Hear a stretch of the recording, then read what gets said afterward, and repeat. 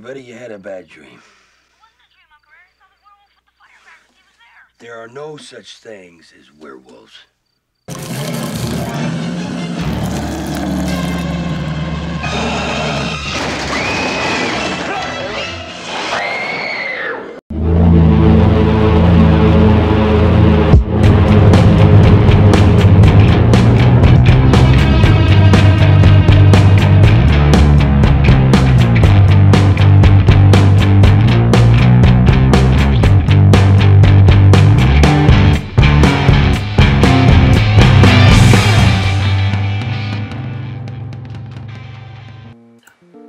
Welcome back to VHS Reanimated. I'm your host, Creepy Gill, and I'm here each week to recommend an underrated horror film for you to dig up and breathe some life back into this weekend.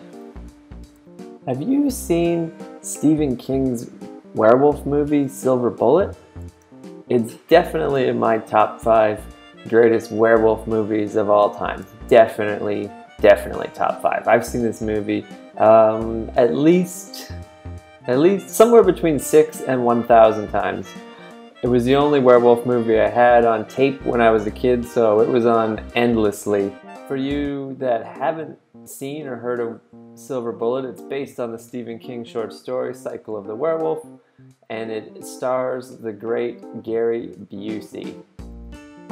Gary Busey is pretty much perfect in every movie. He's just Gary Busey. He doesn't really act, he just acts Gary Busey.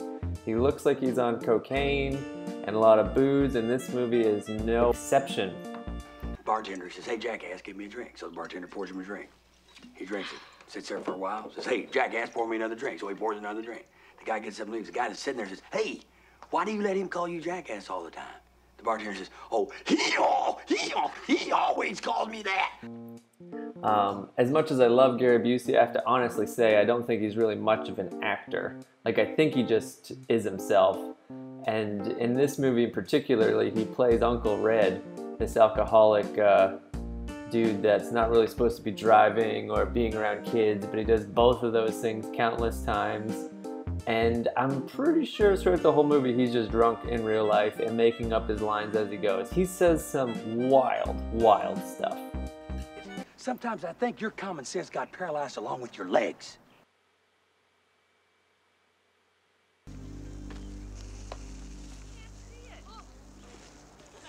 Red? Hey! Hey, Red. A few other Gary Busey roles that I loved as a kid were Predator 2. Of course, he says some pretty wild stuff in that, as well as just cocaine, fury, cop, screaming the whole movie. Fucking alien. I also love that Ice-T movie where Ice-T is homeless and Gary Busey hunts him in the woods. You really don't need to know anything more than that. Ice-T gets hunted in the woods by Gary Busey. Rod. What the fuck? Rod. He's gonna chase his nuts. Rod. Pace yourself!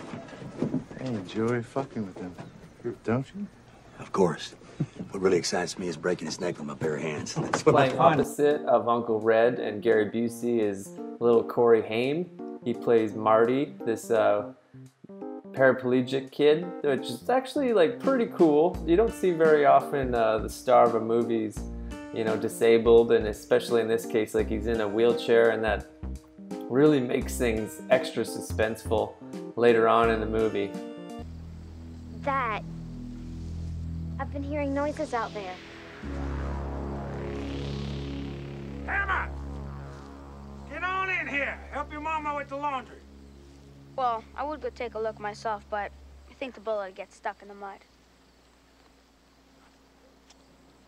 You would, wouldn't you? Yeah, sure. No sweat. This film takes place in a classic Stephen King made-up town called Chester Mills, not far from Derry and other made-up Stephen King places in Maine, and pretty much just revolves around a bunch of people being stalked and murdered through the first, third of this movie.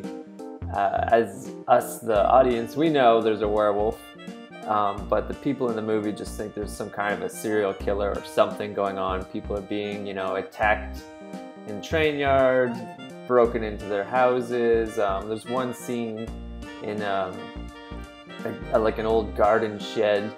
That's actually up there with one of my favorite scenes, because right before the guy gets eaten and torn apart in his shed, he is watching some wrestling on TV. I freaking love pro wrestling. And he's cheering and drinking and throwing his bottle at the TV. I freaking loved it as a kid. I love it as an adult. And of all the people to get eaten and destroyed by a werewolf, it's sad it had to be a fellow pro wrestling fan. Oh yeah! Oh yeah, Rebel airplane! Oh, that's it! Oh, that hurts my parts! So eventually, we get to a point where we see this kid playing with a kite in a park, and his parents are like, "Come on in, son," and he's like, "No, Mom, just a little bit longer. I just want to play with my kite, because kites are so exciting. A little bit longer." And then it becomes nighttime, and surprise, surprise, he gets eaten by the werewolf. Well, we don't know he gets eaten, but we only ever see his tattered kite again. The next shot is this officer walking with his blood-soaked, ripped to ribbons kite. We can only assume the same thing happened to the boy flying the kite. Nothing but ribbons remains. So then, as a reaction to that, the firework celebration for whatever holiday it is canceled that evening. The town institutes a curfew. Everyone stay inside, because like 7 people have been destroyed by an animal. So please don't go outside at night anymore. But Corey Haim, little Marty, is way too butthurt to follow these rules, and he starts whining and complaining that he loves fireworks and that's all he ever wants is just to see the goddamn fireworks. So his reliable, wise Uncle Red surprises him with a whole bunch of brand new fireworks. I said I had something for you, as I believe you do recall. Yeah. What is it? You're gonna have 4th of July, but you're gonna have it in September. Now remember, it isn't just the fireworks. It's so no crazy shithead can stop the good guys. And says to him, "Don't tell your mom where you got these, and make sure you get far away from the house when you blast these off, because you don't want your mom to know that you're sneaking out at night."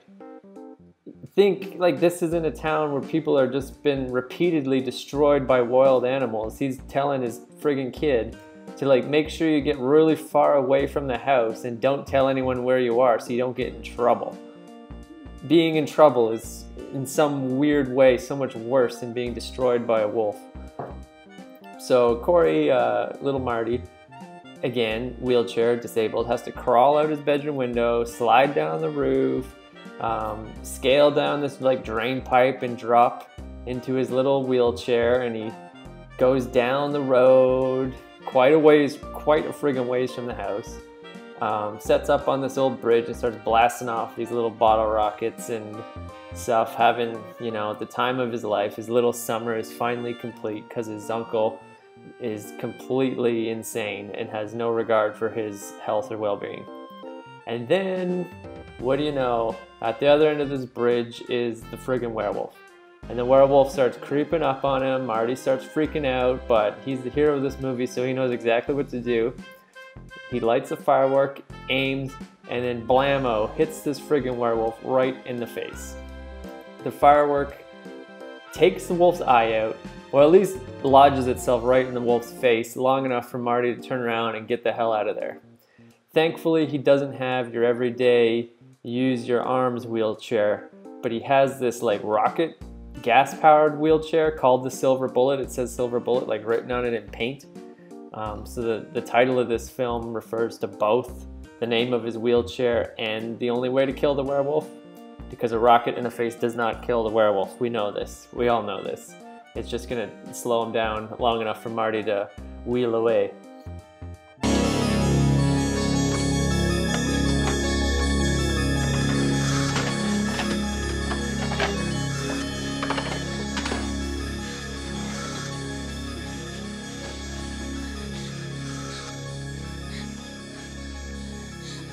So then the next day, Marty's, trying to tell everybody that he was attacked by a werewolf, but he shot it in the face, and, that explains why everyone in town keeps getting eaten, because there's a werewolf, but nobody believes him. And normally, this kind of movie is about Marty is the only person that knows this. Nobody in the town believes him. It's everybody against Marty until Marty can, prove it and prevail, and then happy ending. But this movie's a little bit different, and I think that's why I really liked it as a kid. His sister is skeptical, but she believes him.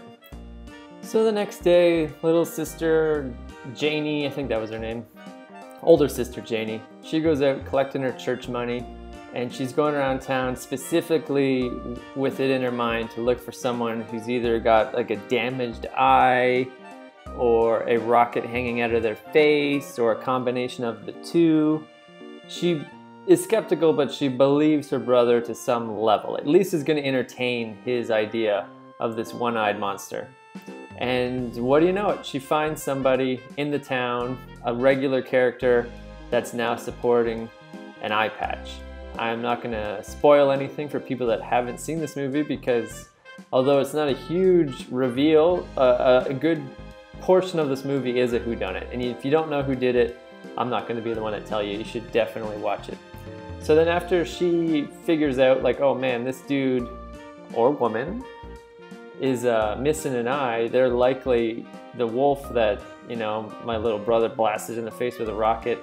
She goes back to tell Marty, okay, I believe you, what do we do next? And they come up with this amazing, foolproof idea to blackmail the person, the number one suspect. Marty, what are we gonna do? If we tell anyone, grown-ups, I mean, they'd laugh. Well, what are we gonna do? I think I know. So here we are with little brother and sister duo that hatched this plan to blackmail the werewolf. Well, blackmail the human version of who they think is a werewolf.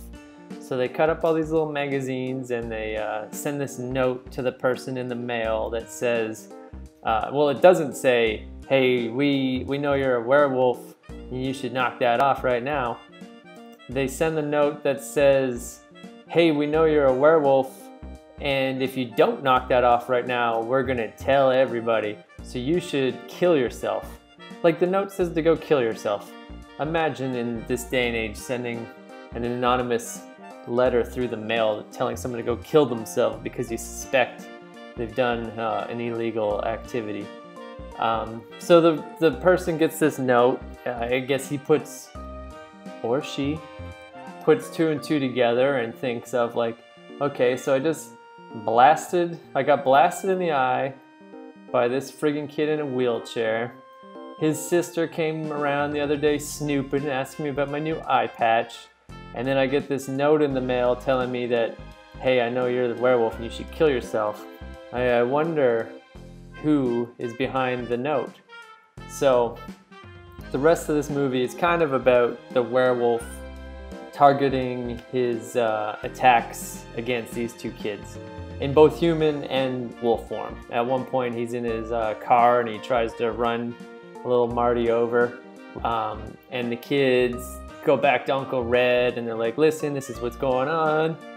We need you to take our little silver necklaces and make them into a bullet because that's a totally normal thing to ask an uncle to do.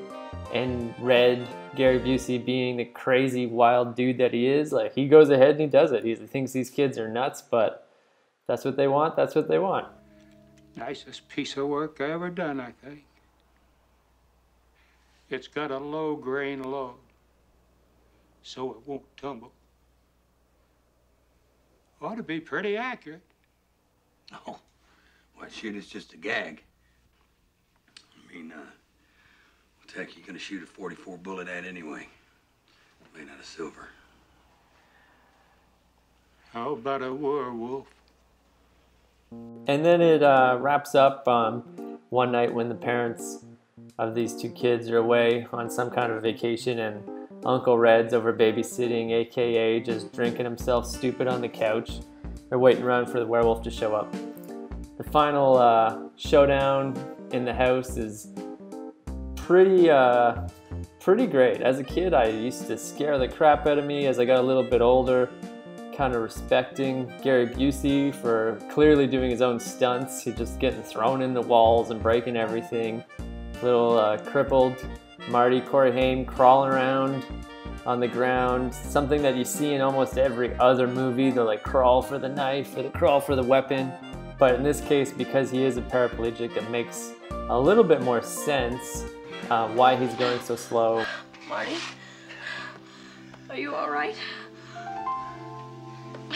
All except for my legs. What? I don't think I could walk.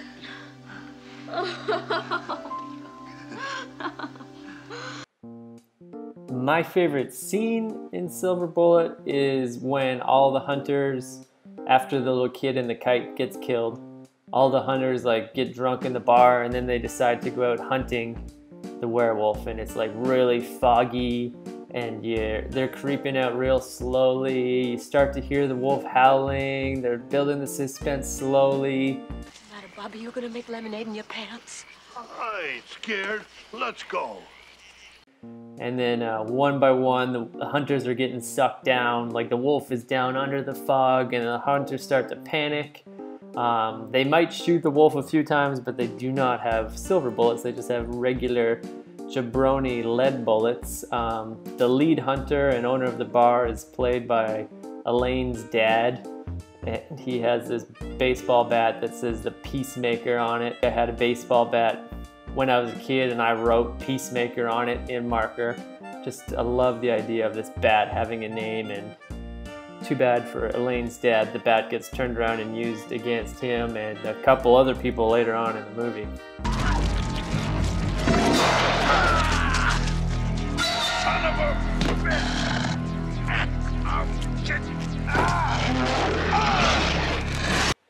Well, that's it for Silver Bullet. This episode went way longer than I had originally planned, but what do you know? First episode, get what you get. I'll be back again next week though with another VHS Reanimated recommendation. Until then, check out Silver Bullet if you haven't. If you have seen Silver Bullet, please comment below with your thoughts. Maybe your favorite scene. Mine's the fog scene. Maybe yours is one of the kills or the werewolf hallucination in the church. That's also pretty great. Until next week, I'm Creepy Gil, and rewind or die.